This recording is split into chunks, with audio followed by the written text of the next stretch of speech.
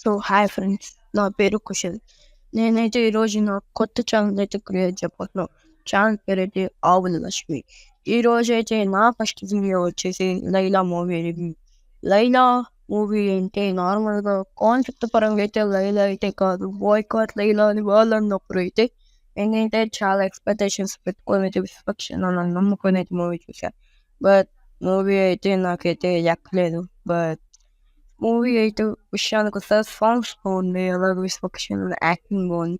Lyric facing కాడ నుంచి కొంచెం ఎక్కడో బాగుండిద్దని నాకైతే అనిపించింది. మరి మీకు ఎట్లా అనిపించిందో మీరైతే చూడండి.